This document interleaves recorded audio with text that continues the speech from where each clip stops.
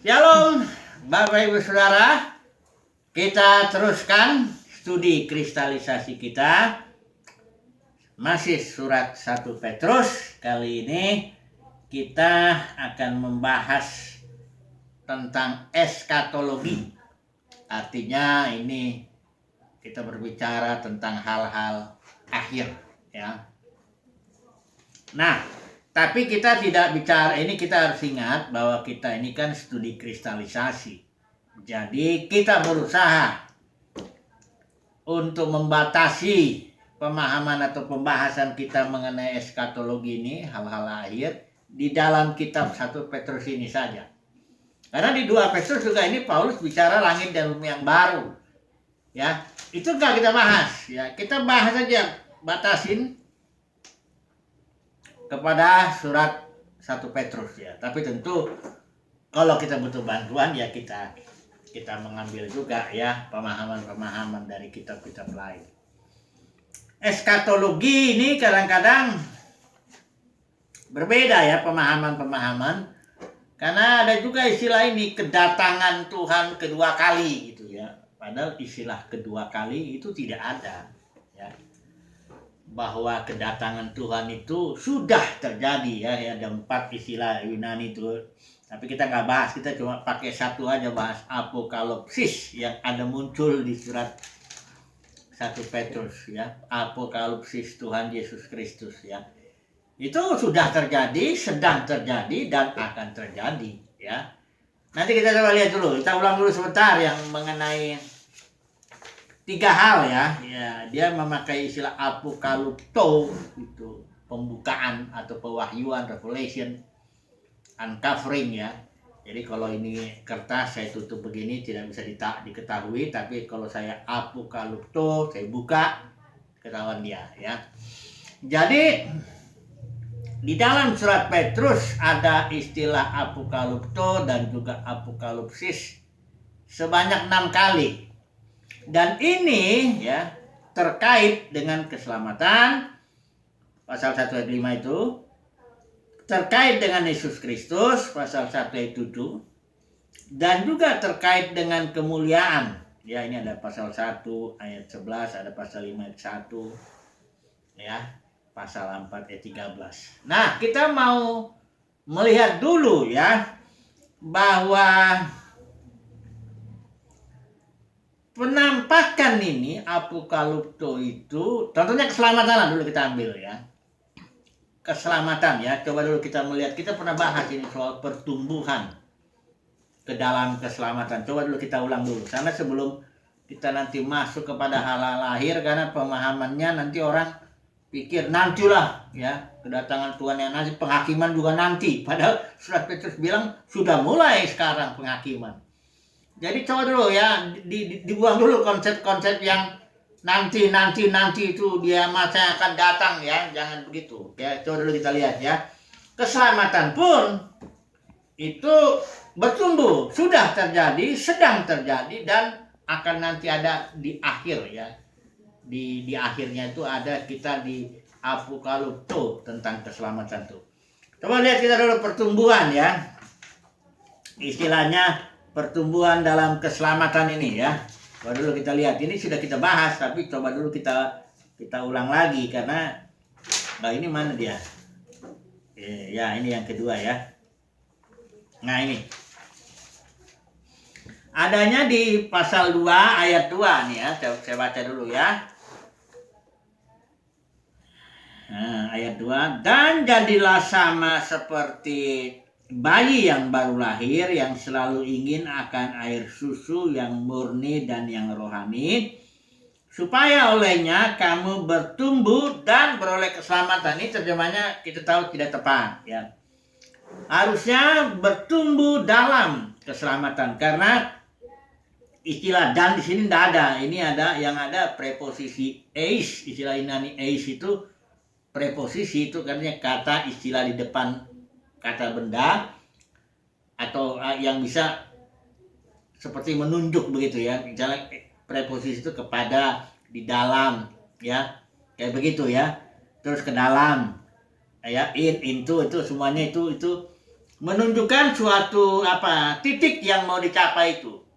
Jadi keselamatan itu kita bertumbuh, ya, istilah Yunani auxano kita sudah bahas ini, bertumbuh kepada keselamatan. Jadi keselamatan itu sudah dimulai, sedang dimulai, dan nanti di akhirnya itu akan dinyatakan. Ya. Nah, ini dia keselamatan itu apokalipsisnya dinyatakannya nanti di zaman akhir. Coba dulu kita baca itu pasal 1 ayat 5, ya. Yang dinyatakan secara fullnya yaitu, ya, keselamatan tubuh, keselamatan roh, jiwa, dan tubuh, ya. Kalau Paulus mengatakannya justification by faith sudah terjadi, sanctification by faith itu proses terus, ya. Tapi nanti glorification by faith itu kita diangkat menjadi anak, kita mendapat tubuh yang baru, itu keselamatan masih dalam pengharapan. Nanti dia. Nah, di sini dikatakan, ya, di pasal 1 ayat 5 surat Petrus ini mengatakan begini. Mengenai keselamatan itu, ya.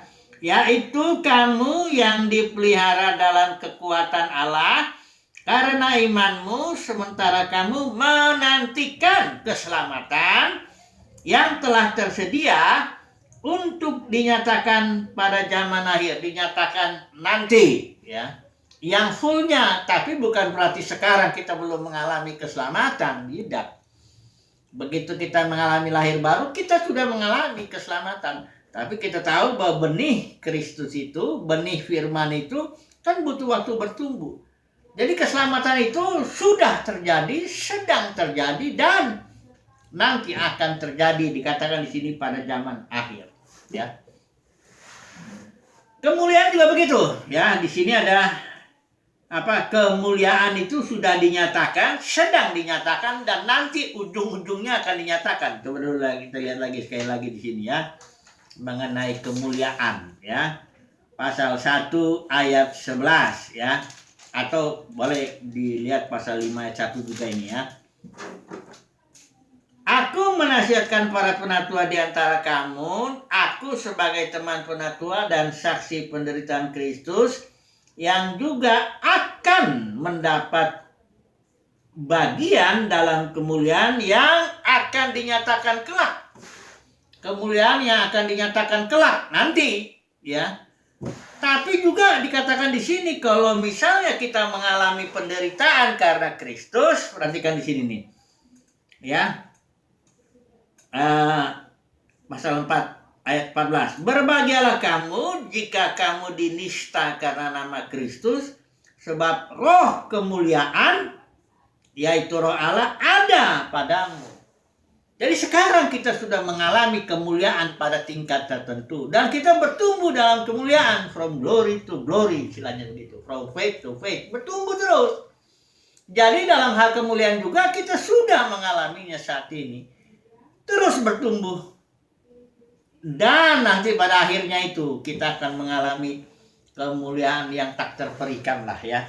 Paulus bilang dalam surat Korintus, penderitaan yang ringan zaman sekarang ini nggak bisa dibandingkan dengan kemuliaan yang nanti dinyatakan itu, ya. Jadi baik keselamatan itu sudah terjadi, sedang terjadi, dan nanti secara full akan terjadi, ya, pada waktu kedatangan Tuhan. Kemuliaan, begitu juga saat ini kita sudah mengalaminya, khususnya juga kita mengalami penderitaan, roh kemuliaan itu ada pada kita, tapi nanti ketika di hari akhir, di zaman akhir, itu pun akan dinyatakan kemuliaan. Yesus Kristus juga begitu. Pasal 1 pasal 1 ayat 7, kalau kita lihat apokalipsis Yesus Kristus, ya. Pasal 1 ayat 7. Maksud semuanya itu ialah untuk membuktikan kemurnian imanmu yang jauh lebih tinggi nilainya daripada emas yang fana, yang diuji kemurniannya dengan api, sehingga kamu memperoleh puji-pujian dan kemuliaan dan kehormatan pada hari Yesus Kristus menyatakan atau apokalipsis dirinya. Jadi Yesus Kristus sudah menyatakan diri saat ini ke dalam kita yang sudah percaya, sudah lahir baru, ya tentu Yesus sudah menyatakan diri. Dan setiap saat Yesus itu menyatakan diri kepada kita, ya, kita bertumbuh dalam Dia, tapi nanti ada di ujungnya itu, ketika Tuhan Yesus menyatakan dirinya, kita akan menjadi sama seperti Dia. Itu yang terakhir itu nanti. Jadi eskatologi kita jangan apa ya, punya konsep kayak Tuhan Yesus nanti datang kedua kali. Yang sekarang gimana? Enggak. Tuhan Yesus sudah datang dalam kehidupan kita melalui kelahiran baru kita, pembaharuan oleh Roh Kudus. Terus Dia datang. Dan tapi nanti akan datang di akhir menyatakan dirinya secara full, sehingga di mana kita nanti menjadi serupa dengan Dia. Jadi pemahaman eskatologinya jangan yang tradisi yang lama ya, seolah-olah kayak Tuhan Yesus nanti datang kali kedua, paling dibilang begitu ya.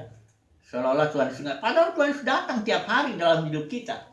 Tuhan Yesus mengapokalipsiskan, apokaliptokan dirinya dalam kehidupan kita sedang, bahkan kalau misalnya 2-3 orang berkumpul ya, memujinya di situ Tuhan hadir ya. Jadi memang ada istilah kedatangan Tuhan tuh ada parousia, ada apa? Apokalipto ya, ada 6 sebenarnya itu ya. Kita nggak bahas sekarang. Nah, jadi pengertiannya di surat 1 Petrus ini, eskatologinya itu adalah sesuatu yang sudah, ya, sedang, dan akan datang. Nah, mari kita lihat poin-poinnya itu, apa yang kita mau bahas tentang eskatologinya ini. Tadi kita sudah singgung ya mengenai hal-hal akhir, mengenai keselamatan, mengenai kemuliaan, mengenai Tuhan Yesus Kristus. Karena gini, pewahyuan atau apokalipsis Tuhan Yesus Kristus itu memang tidak detail di sini dibanding dengan surat Wahyu. Wahyu pasal 1 ayat 1 ini sama ya, pakai istilah apokalipto juga di Wahyu itu, yang mengatakan inilah dia apokalipsis Tuhan Yesus Kristus. Inilah pewahyuan. Tapi ceritanya kan itu 22 pasal itu adalah cerita tentang pewahyuan pribadi Yesus dan gerejanya tentunya, karena Dia kepala, dia dengan tubuh kan tidak bisa dipisah.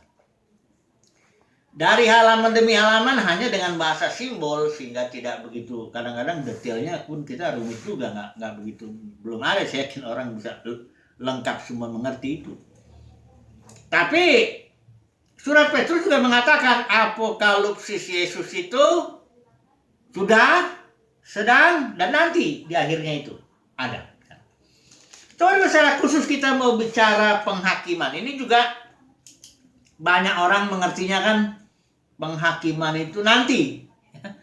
Kadang-kadang yang nanti ini yang masuk surga juga nanti katanya. Coba saya bicara sedikit yang nyimpang sebelum masuk penghakiman, yang masuk surga itu loh. Pemahaman orang kan umumnya kita masuk surga nanti kalau sudah mati gitu. Sudah mati, makanya kebanyakan orang yang mati itu yang meninggal sudah pulang ke rumah Bapa di sorga katanya. Jadi selama di dunia ini dia belum masuk surga ya. Jadi nanti Alkitab tidak bilang gitu sebenarnya ya.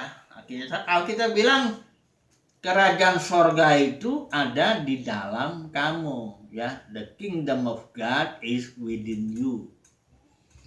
Nah, tapi pewahyuan daripada kerajaan sorga itu, dimensi sorgawi itu kan progresif dia. Ya kan? Jadi saat ini pun kita sebenarnya sudah, kalau surat Efesus itu malah bilang kita sudah mati dan bangkit bersama Dia dan didudukan bersama-sama dengan Kristus di alam sorgawi. Jadi kita sudah di dalam sorga, sedang bertumbuh dalam sorga itu, dalam kerajaan sorga, dan akan nanti ya ketika tubuh kita ganti dengan tubuh yang baru di situ. Jadi sorga ya kita sudah mengalami, sudah masuk, kita sudah di dalamnya ya. Hanya kita bertumbuh dan nanti akhirnya di zaman akhir itu dinyatakan secara full ya. Kita coba masuk penghakiman dulu ya. Kadang-kadang orang juga berpikir penghakiman Tuhan menghakimi nanti. Enggak, mari kita baca ayatnya ya. pasal 4 ayat yang ke-17 19. Saya baca ya. Perhatikan ini, karena sekarang. Katakan ini, sekarang ini. Istilahnya ini perhatikan dulu. Karena sekarang telah tiba saatnya penghakiman dimulai. Nah, ini tiba saatnya ini menggunakan istilah Yunani kairos. Kita tahu kalau waktu itu ada dua istilah Yunaninya. Bisa kronologi, itu waktu yang berurut-urutan, Senin, Selasa, Rabu, Kamis, bulan Januari, Februari, Maret gitu. Berurut-urutan begitu. Dan yang kedua istilahnya kairos. Kalau kairos itu fitting session, artinya pada waktu yang cocok, pada kesempatan yang tepat, ya. Makanya ini bukan berurutan kalau kairos itu. Makanya Petrus bilang engkau menantikan dan mempercepat, ya, kedatangan Tuhan. Jadi kairos ini yang di ayat ini, karena sekarang telah tiba saatnya penghakiman dimulai dan karena telah tiba saatnya itu bukan kronos, nanti tunggu dulu saatnya ada satu titik tertentu barangkali 2000 tahun lagi atau gimana, saya nggak tahu. Bukan gitu. Ya. Dan juga istilah sekarang itu mulai, itu istilah Yunaninya alkomai, itu kata kerja sudah dimulai. Karena sekarang telah tiba saatnya, sudah dimulai. Terus dimulai dan akan diakhiri nanti penghakiman itu, ya. Hanya kita harus tahu dulu sedikit, ya. Kita minta bantuan lah dari kitab Yesaya 26:9 tuh. Apa maknanya penghakiman itu? Karena banyak orang berpikir penghakiman itu cuma vonis. Apa istilahnya ya? Kalau vonis itu artinya ya kau salah segini ya dihukum segini gitu. Tidak ada istilah koreksinya. Padahal dalam Yesaya 26:9, coba dulu saya baca. Kita minta bantuan ya untuk memahami pengertian penghakiman itu, ya. Yesaya 26 ayat 9. Ini kita perlu ingat-ingat ini ya. Ini dia ayatnya. Di bagian bawah ya. Sebab apabila engkau datang menghakimi bumi, maka penduduk dunia akan belajar apa yang benar. Perhatikan sini ya. Apabila engkau datang menghakimi bumi, maka penduduk dunia akan belajar apa yang benar. Nah, ini Tuhan sudah berkali-kali menghakimi bumi ini supaya penduduk dunia belajar akan yang benar. Penghakiman yang besar-besar dulu ya, yang kita bicara coba dulu. Yang zaman Nuh itu, penghakiman air bah. Itu terjadi supaya manusia belajar apa yang benar. Kemudian penghakiman yang berikutnya lagi, itu Babel. Ya, ketika Nimrod bangun menara, datang Tuhan menghakimi dengan mengacaukan bahasa. Itu pun penghakiman juga. Ya. Kemudian yang Abraham. Ya. Keturunan Abraham lah. Itu jatuh masuk ke dalam penghakiman Mesir, perbudakan. Ya. Kemudian juga Yesus Kristus itu mati itu di kayu salib, itu penghakiman. Penghakiman Tuhan akan dosa manusia. Seluruh dosa manusia itu ya. Dihakimi di kayu salib. Ya. Dan kemudian nanti ada lautan api, penghakiman, bahkan ada yang secara pribadi, ya. Misalnya dosa Akan itu langsung dihakimi. Jadi penghakiman nggak harus nunggu nanti, ya. Maka udah saya bilang usia nanti itu surga nanti di sana, keselamatan di sana, penghakiman nanti, ya semuanya serba nanti. Enggak gitu. Eskatologi itu bukan artinya semuanya serba nanti. Tapi justru eskatologi yang diajarkan Alkitab ini, khususnya juga dalam surat Petrus itu, kita sudah lihat tadi, bentuknya begini, sudah sekarang ini. Terus dia bertumbuh berlangsung, dan nanti ada puncaknya, kayak gitu. Ya. Oke, coba dulu kita, ya sekarang kita mencobalah, atau kita sudah waktunya kita ambil kesimpulan nih. Ya. Ini sebenarnya agak beda juga. Oke lah, sekarang kita ambil kesimpulan aja lah ya. Eskatologinya yang diajarkan oleh surat Petrus maupun surat Alkitab juga begitu. Yaitu suatu eskatologi yang bentuknya, saya menyebutnya bentuk eskatologinya sudah, sedang, dan nanti akan ada puncaknya. Baik kalau kita bicara eskatologi mengenai keselamatan, begitu juga. Sudah, sedang, dan akan datang yang puncaknya ya. Demikian juga mengenai kedatangan Tuhan ya. Apokalipsisnya Yesus Kristus itu juga sudah, sedang, dan juga akan. Kemuliaan juga begitu ya. Sudah kita alami kemuliaan Tuhan itu ketika kita mengalami lahir baru. Sedang kita bertumbuh from glory to glory. Dan akan nanti ketika itu dinyatakan, ketika Tuhan Yesus mengapokalipsis dirinya di situ, di zaman akhir, di situ puncaknya. Kemudian sorga, kita singgung juga ini sorga ya. Ini sudah kita alami. Saat ini kita sudah hidup di dalam sorga saat ini ya. Tapi terus bertumbuh di alam, kan itu kan akan bertumbuh di dalam manusia batinia. Sorganya kan ada di dalam manusia batinia ya. Kingdom of God is within you. Sudah bertumbuh dan nanti akan dinyatakan ketika kita diganti tubuhnya ini ya. Jadi kesimpulannya begitu. Bentuk eskatologi kita bukannya nanti di ujung sana. Penghakiman juga begitu ya. Penghakiman juga begitu. Semuanya sudah, sedang, dan akan datang puncaknya kayak gitu ya. Jadi inilah eskatologi itu, makanya Petrus ini dengan pemahaman seperti ini dia menasihatkan ya supaya kita belajar hidup kudus ya kan. Bicara nanti kita bicara yang praktisnya itu ya. Dasarnya itu yaitu penghakiman ini sudah dimulai. Oh, ada satu poin lagi nih sebagai penutup nih, satu lagi nih ya. Karena dibilang di sini dimulai penghakiman itu dari rumah Allah. Terus saya baca aja ya. Sebagai penutup ya. 1 Petrus 4 ayat yang ke-17. Karena sekarang telah tiba saatnya penghakiman dimulai. Sudah ya. Dan pada rumah Allah sendiri yang harus pertama-tama dihakimi. Kita perhatikan dulu ini. Dalam satu sisi, hidupnya umat Tuhan gak segampang-gampang umat yang belum percaya Yesus. Mereka itu tidak dihakimi saat ini. Paulus bilang kepada orang yang perjamuan kudus yang gak benar itu dihakimi kan. Terus Paulus bilang, mati, bahkan dihakimi sampai mati. Paulus bilang gini, kalau kita dididik oleh Tuhan dihakimi saat ini, itu supaya kita jangan nanti dihakimi bersama-sama dengan orang dunia. Jadi dengan kata lain gini, orang dunia itu dihakiminya nanti. Kadang-kadang misalnya dia korupsi, lolos saja. Dia bikin yang busuk-busuk, kalau ini dibiarin aja. Seolah-olah Tuhan membiarkan begitu ya.